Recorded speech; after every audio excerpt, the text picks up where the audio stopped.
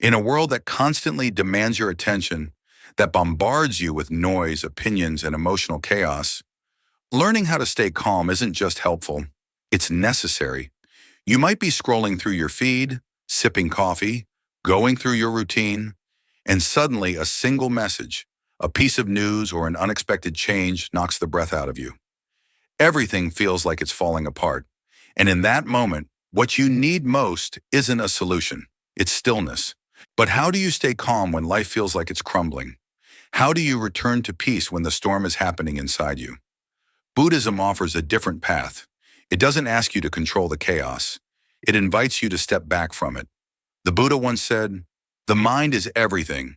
What you think, you become." These aren't just poetic words. They're a call to awareness. Because when your mind is scattered, your world is scattered. But when your mind is calm, the same world begins to soften around you. Think about it. Have you ever met someone who seemed at peace even in the middle of a crisis? They didn't panic, didn't run, didn't shut down. They simply breathed. They stayed present. They responded instead of reacting. It's not because they're stronger than you. It's because they've trained their mind to return to center. They've practiced the art of inner stillness. Just like we train our bodies, our minds can be trained too. And that's exactly what this video is about. Today, we're going to explore 8 powerful Buddhist teachings that will help you train your mind to stay calm, no matter what life throws at you.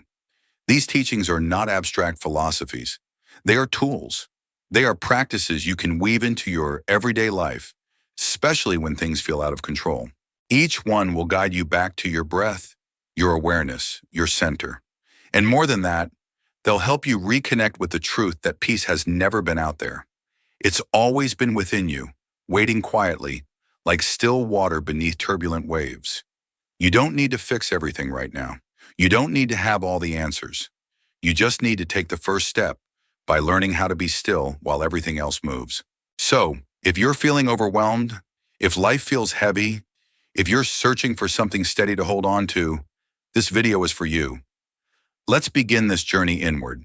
Let's reclaim the calm that is rightfully yours, not by escaping the world, but by returning to yourself. There's a quiet power in changing the way you see. When life throws you off course, your first instinct might be to fight, to resist, or to ask, "Why is this happening to me?" But what if you paused and shifted the lens? What if you chose to see growth inside every challenge? This is the essence of our first Buddhist lesson. Shift the lens. See growth inside every challenge. Buddhism teaches that suffering is not the enemy, it's the doorway. When we reframe difficult moments not as punishments or failures, but as opportunities to learn, everything begins to change from the inside out. We've all had moments that broke us open, a breakup, a job loss, an unexpected diagnosis. And in those raw spaces, we often discover a part of ourselves we didn't know existed. Resilience, humility, compassion. But that discovery doesn't happen by accident. It begins with intention. With a simple but powerful question, what is this here to teach me?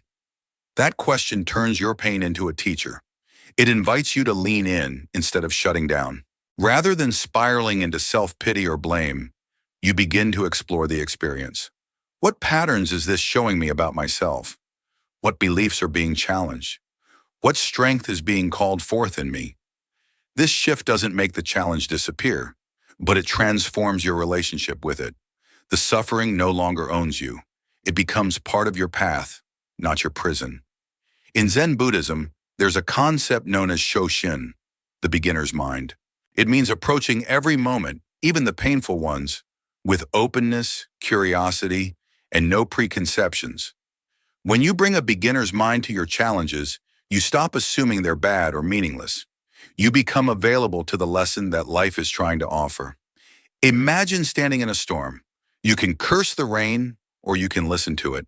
You can resent the wind, or you can learn how to anchor yourself in the middle of it. When you shift the lens, the storm becomes your teacher, not your enemy. One beautiful example of this is the lotus flower. In Buddhist symbolism, the lotus represents enlightenment, but what makes it powerful is not its beauty. It's where it comes from. The lotus only blooms in muddy water. Without the mud, there is no flower. Without the challenge, there is no growth. So when life feels muddy, when your heart is tired and your path unclear, remind yourself this is part of the blooming. You don't have to enjoy the pain. You just have to be willing to learn from it. Next time you're caught in a difficult moment, breathe and gently ask, what can I learn from this? That question can become your light. It doesn't solve everything, but it gives you a direction. It keeps your heart open. This is how the mind becomes stronger, not by avoiding pain, but by learning how to stay awake in the middle of it. There's a subtle heaviness we all carry, not in our hands or shoulders, but in our minds. It's the weight of trying to control what was never ours to begin with. From people's opinions to unpredictable outcomes, from past mistakes to imagined futures, we often pour energy into things we cannot command, and in doing so, we slowly exhaust ourselves. That's why this second Buddhist lesson is so powerful. Lighten the mind by letting go of the uncontrollable. It's not about giving up. It's about making peace with what you can't change so you can fully show up for what you can. Many of our worries come not from the events themselves, but from our resistance to them. We wrestle with the idea that things should have gone differently, or that people should behave as we expect. But life, just like the weather, doesn't always follow our forecast. And trying to bend reality to our preferences is like trying to stop the wind with our bare hands. Buddhism invites us to pause and ask, what is within my control right now? This simple question cuts through the fog of stress. It brings your focus back to where your power actually lives. Your attitude, your actions, your breath, your response. Instead of trying to control another person's behavior, can you choose how you respond to it? Instead of fearing an uncertain future, can you choose how present you are in this moment? Imagine carrying two heavy bags. One is filled with everything you can influence, your intentions, your kindness, your discipline. The other is stuffed with what you cannot, the opinions of others, outcomes, timing. Buddhist wisdom says, set the second bag down. The more you carry what isn't yours, the less space you have for what is. Letting go doesn't mean indifference. It means clarity. It means understanding where your energy will actually make a difference. When you stop clinging to the uncontrollable, you reclaim a piece of your mind. You make room for peace. This doesn't happen overnight. It's a practice, a gentle daily reminder to return to center. Try this. The next time you feel anxious or overwhelmed, write down everything that's weighing on your mind. Then circle the things you have direct control over and cross out the rest. Just this small act of discernment can bring a surprising amount of relief. Buddhism isn't about escaping life. It's about engaging with it wisely. By learning to let go of what you can't control, you give yourself back to the only place you've ever truly had power, the present moment. And in that presence, peace becomes possible, not because life is perfect, but because your mind is no longer chasing what it was never meant to hold. Letting go frees your mind, but freedom alone is not peace. To truly cultivate inner stillness, you must learn how to stay present, not just sometimes, but moment by moment. And that's where mindfulness begins. Most people think of mindfulness as something you do during meditation, sitting in silence, breathing slowly, trying to clear your mind.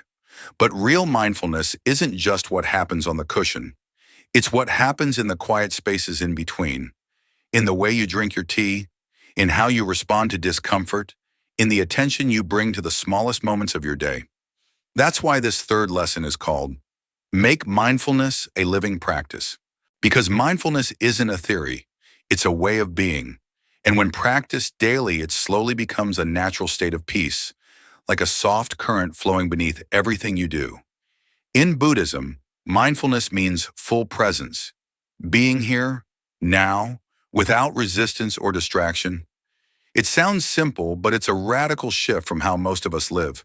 We often eat while scrolling, walk while worrying, listen while thinking of what to say next. We are physically present, but mentally scattered.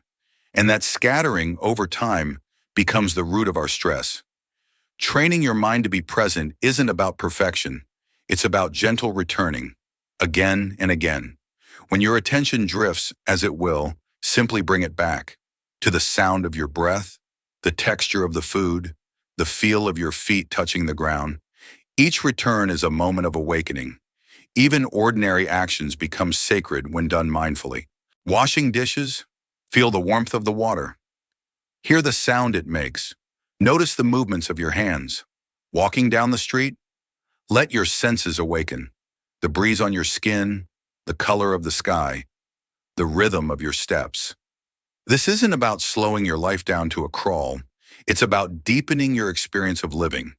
When you're truly present, you stop being a passive observer of your life and start becoming an engaged participant. Mindfulness turns routine into ritual and stress into stillness. You don't need to carve out extra hours for this practice. You just need to show up fully to the hours you already live. Eating lunch? Be there. Talking with a loved one? Really listen. Taking a breath before reacting? That's mindfulness in action. One helpful technique is to choose a few mindfulness anchors throughout your day. Simple moments you commit to being fully present for. It could be brushing your teeth, pouring your morning coffee, or taking 3 slow breaths before opening your laptop. These anchors ground you, and over time, they rewire the way your mind relates to the present. In a world that constantly pulls you away from yourself, mindfulness is the path that brings you home. It helps you hear the silence beneath the noise, feel the stillness beneath the motion, and touch the peace that's already here. Not someday, not after everything's fixed, but now. Practice it daily, even imperfectly, because with each mindful breath, each act of full presence, you're not just reducing stress, you're relearning how to live. But even with mindfulness, storms will still come. Not outside, but within. You've probably had this moment. Someone says something hurtful, and before you know it, you've snapped. The words left your mouth before your mind could catch up. Or maybe it wasn't words. Maybe it was silence, withdrawal, a sharp stare. Whatever it wasn't you. It was a surge of emotion. Anger, fear, shame, taking the wheel. This is where our 4th Buddhist lesson begins. Step back from emotion to regain your power. Emotional detachment doesn't mean becoming cold or distant. It means creating a pause between what you feel and how you act. That pause, that single breath of awareness, can change everything. Buddhism teaches that emotions are like weather. They come and go, but they are not you. You are not your anger. You are not your anxiety. You are the sky that holds them all. And when you learn to observe emotions instead of becoming them, you reclaim your inner clarity. Here's a practice. Next time a strong emotion arises, imagine it playing out on a screen in front of you. Watch it like a scene in a movie, curious but not consumed. Notice how it shifts, grows, then fades. The moment you can observe your emotion without becoming entangled in it, you create space, and in that space, choice is born. For example, when frustration rises during an argument, pause, breathe, say nothing, just observe. That moment of pause is where your wisdom lives. It's where you remember, I don't have to react, I can respond. In Buddhist tradition, this practice is known as vipassana, insight. You don't suppress what you feel, you simply watch. With enough practice, even the strongest emotions begin to lose their grip. They're still there, but they no longer drive your actions. It's like standing in the eye of a storm. All around you, chaos swirls, but at the center, you remain calm, unmoved. This is not weakness. This is mastery. Modern psychology echoes this too. Emotional regulation isn't about numbing feelings, but creating distance between stimulus and response. And that space, however small, is where self-mastery is built. So next time your heart races and your breath shortens, ask yourself, can I watch this instead of becoming it? That simple question pulls you out of the wave and plants you firmly back on solid ground. Because the goal is not to avoid feeling. The goal is to feel deeply without losing yourself in the storm. But even when you learn to step back from emotion, there will be moments when your mind is racing and your body feels hijacked. That's when the breath becomes your most powerful ally.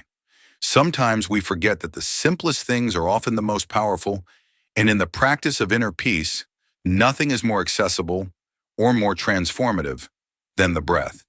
It's always there, waiting quietly beneath every moment of panic, every wave of tension, every scattered thought. This is the fifth lesson.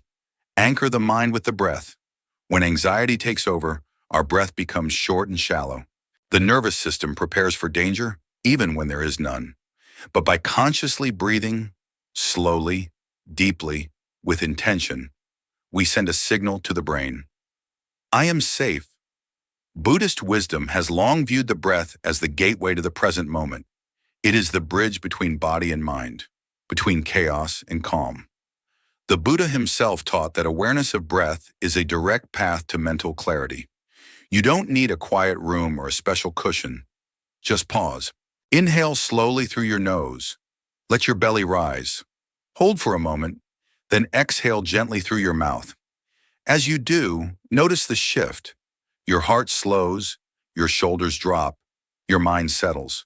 Each breath becomes an anchor, a gentle tether pulling you back to now, away from imagined futures and recycled fears. And the more you practice, the easier it becomes to find that anchor even in the middle of a storm. Try this.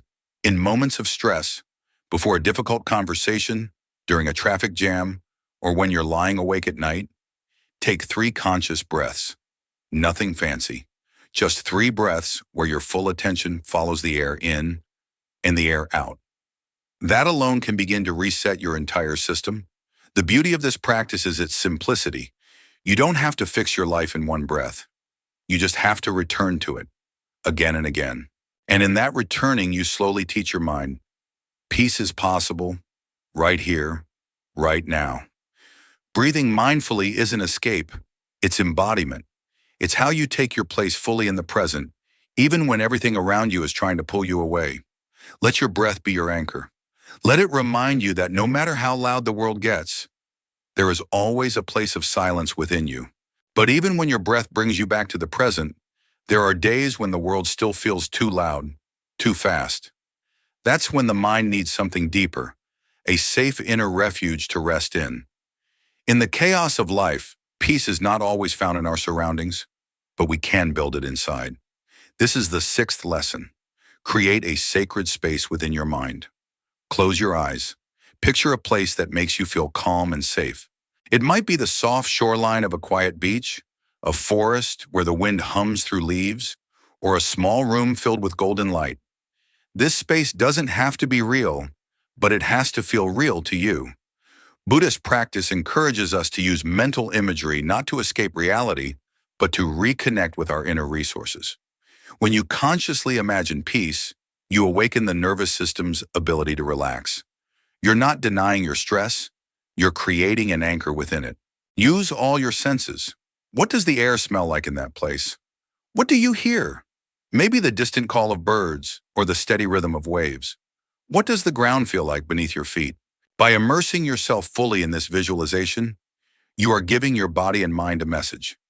This is a place of safety. You can soften now. Just like breath, this sacred space becomes a tool you can return to in traffic, in grief, in confusion. A quiet corner of consciousness where you are held, not judged. In times of panic or overwhelm, a few moments inside this space can reduce heart rate, lower cortisol, and restore a sense of presence. Some call it guided imagery. Others call it meditation. But truly, it's a return to the part of you that remains whole, untouched by the storms outside. Even the Buddha, in deep meditation under the Bodhi tree, faced storms of doubt and fear. But he found stillness not by running, but by sitting right where he was and remembering. Peace isn't found, it's cultivated. So when the world becomes too much, don't run away. Retreat inward. Build your sanctuary. Visit it often. And over time, the more you visit that inner place, the more real it becomes. Not just in your mind, but in how you carry yourself through the world. And if you think this sacred space was powerful, just wait. The next lesson will show you how to transform even your emotional storms into gateways of peace. Don't miss it.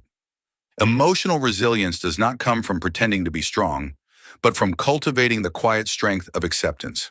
This is the heart of Lesson 7. Build emotional endurance through acceptance. In Buddhist teaching, acceptance isn't about giving up. It's about seeing clearly without resistance. It's the brave act of staying with discomfort without needing to change it, escape it, or fix it. Imagine facing a wave of sadness. Instead of drowning in it or trying to swim away, you learn to float. Floating doesn't mean you're unaffected. It means you trust the water and trust yourself. When we stop fighting what we feel, we begin to respond with clarity instead of reacting with fear. So many people mistake acceptance for weakness, but in truth, it's the foundation of deep inner strength. It allows us to stay grounded when emotions rise like storms. Buddhism invites us to witness our inner weather, anger, grief, anxiety, not as enemies, but as passing clouds that don't define the sky. In this practice, we're not seeking to suppress emotions or force ourselves to be zen. We're learning to meet what's real with gentle honesty. That's how emotional endurance is built. Not overnight, but slowly, through every moment we choose to stay with ourselves instead of abandoning our truth. And the more we choose this path, the more we realize peace doesn't come from controlling life. It comes from being unshaken within it. When we learn to accept without judgment, an inner strength begins to grow, like a small flame protected in the midst of a storm. But to keep that flame alive amid life's chaos, we need a shelter for it to rest. And that's when gentle rituals enter, like a quiet roof above during a relentless rain. Sometimes the mind doesn't need a grand solution, it just needs a signal. That signal often comes in the form of a quiet ritual. When everything feels uncertain, creating simple sacred routines can restore a deep sense of calm. This is the essence of Lesson 8. Build inner calm through gentle rituals. In Buddhist practice, rituals are not about superstition. They are about rhythm, presence, and grounding the mind. Imagine lighting a candle every morning, not to change the world, but to change the atmosphere within. Or taking a slow cup of tea in silence, not for caffeine, but for communion with stillness. These small, repetitive acts become powerful anchors. They are messages to your nervous system that say, it's safe now, you can soften. The mind, when constantly bombarded with stimulation, craves familiarity. Gentle rituals provide that. Whether it's chanting a mantra, listening to calming music, or simply sitting with your breath for 5 minutes, these practices become emotional touchstones. Like a monk returning to the same bell at dawn, you return to your ritual, and with it, return to yourself. Rituals don't have to be spiritual in the traditional sense. What matters is intention. Folding your blanket slowly before bed, lighting incense at sunset, walking mindfully around your block. These are all ways to create a sanctuary within the storm. Lesson 8 reminds us, peace doesn't come from changing everything outside. It begins when we repeat the right things inside, with care. And with each ritual, no matter how small, we rebuild the conditions for the mind to rest. Rituals give the mind a rhythm, a moment to exhale in a chaotic world. But beyond those gentle habits lies something deeper, the silent ground where peace truly takes root. And that's where the power of stillness reveals itself. Rituals give the mind a rhythm, a moment to exhale in a chaotic world.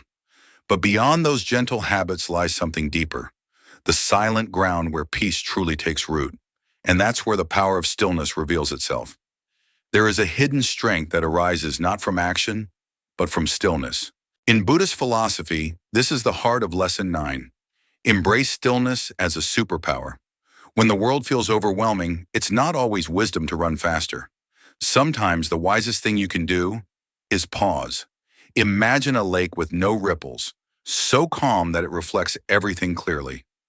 This is what your mind becomes when you embrace stillness. Problems may still exist, but your reaction to them shifts.